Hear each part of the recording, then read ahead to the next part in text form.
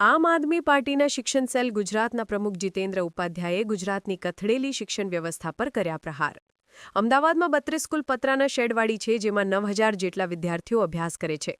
શિક્ષકો છે ત્યાં ઓરડાઓ નથી, ઓરડાઓ છે ત્યાં શિક્ષકો નથી.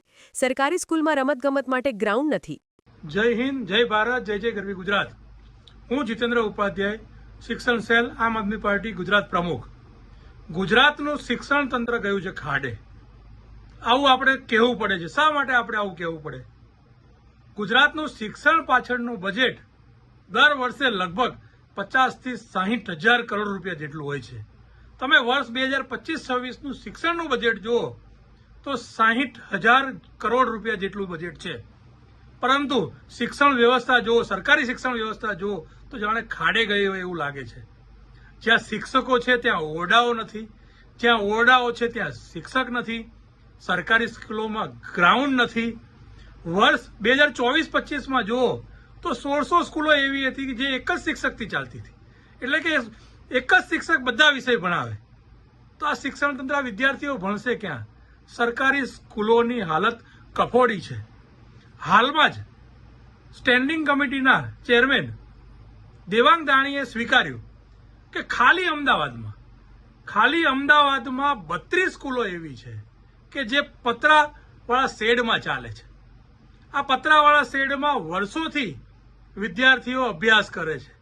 અત્યારે આટલા વર્ષ પછી એમને એવું સૂઝ્યું કે હવે આ પાકા મકાન બનાવીએ. તો અત્યાર સુધી તમે શું કરતા હતા? આ વિદ્યાર્થીઓ પતરામાં અભ્યાસ કરતા હતા. પતરામાં કાણા હોય, વરસાદ પડતો હોય, આવી પોઝિશનમાં વિદ્યાર્થીઓ વર્ષો સુધી અભ્યાસ કરતા હતા. આવી સ્થિતિ ગુજરાતની દરેક જગ્યાએ છે. આ તો અમદાવાદની વાત કરી કે અમદાવાદમાં 32 સ્કૂલો એવી છે જે પતરાના શેડમાં ચાલે છે, જેમાં 9,000 જેટલા વિદ્યાર્થીઓ અભ્યાસ કરે છે.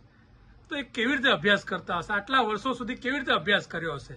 અત્યારે ભાજપના સત્તાધીશોને સૂઝ્યું કે હવે એને પાકો મકાન બનાવીએ, એટલે 5 વર્ષ સુધી ટેન્ડરિંગ કરશે, એમના મળતિયાઓને ટેન્ડર આપશે, પાકા મકાન બનાવશે, એમાં માલ સામાન ખરાબ વાપરશે અને પાછા 2 વર્ષમાં પોપડા પડવા મળશે. શિક્ષણમાં પણ ભ્રષ્ટાચાર. તમે શિક્ષણમાં તો છોડો, બાળકો ભણશે કેવી રીતે?